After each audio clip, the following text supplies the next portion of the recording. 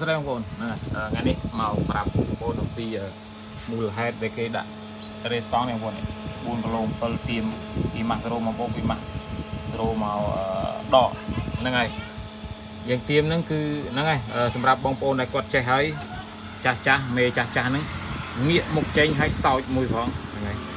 នេះបងប្អូនអានេះក៏ពិតគេដាក់មកដើម្បីក្របទៅកុំឲ្យវាប៉ះនេះប៉ះទៅវាគុកពេនិយាយលេងទេបងប្អូនơiហ្នឹងហើយអានេះគឺគេដាក់ឲ្យវាស្ថិរភាពភ្លើងបងប្អូនឲ្យវាស្មើគ្នាហើយវាធ្វើឲ្យកង់ដងយើងវាទុកហ្នឹងហើយកង់ដងនេះបងប្អូនដឹងហើយគឺវាផ្ដាច់សញ្ញា AC ហ្នឹងហើយ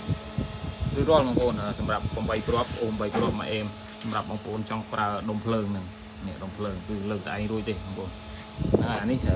ខ្ញុំដាក់ភ្លើងលឿង2នេះកុំបាច់ឆ្ងល់អាហ្នឹងភ្លើងprotect បងប្អូនពួកឯងយើងប្រើរលា2ដុំអញ្ចឹងកាលណាថាដុំខាងណាធ្វើទុកអញ្ចឹងវាលោតតែមួយតែបើវាដំណើរការទាំងពីរគឺវាលោតទាំងពីរអញ្ចឹងយើងបើកមក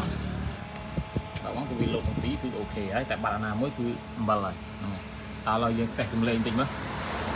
និយាយពីសំឡេងមិនទេបងប្អូនអើយ3គ្រាប់មកឆ្ងាញ់ស្រីបានលើជា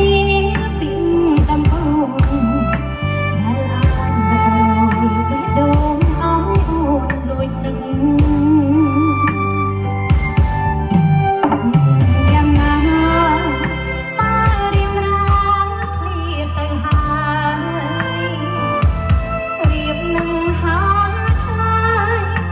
ចំឡាយខ្លាយជាសំណង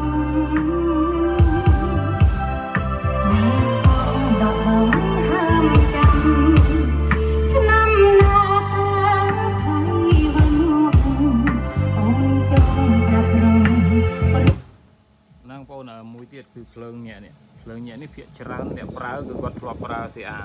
គាត់ប្រើ CA អញ្ចឹងឃើញលោតដល់កំហុងគាត់ថាភ្លីបងឯងអូសរួចមែនក៏ប៉ុន្តែលោតដល់ឃ្លីបខ្ញុំសូមបញ្ជាក់ភ្លីខ្ញុំអត់មានឃ្លីបទេ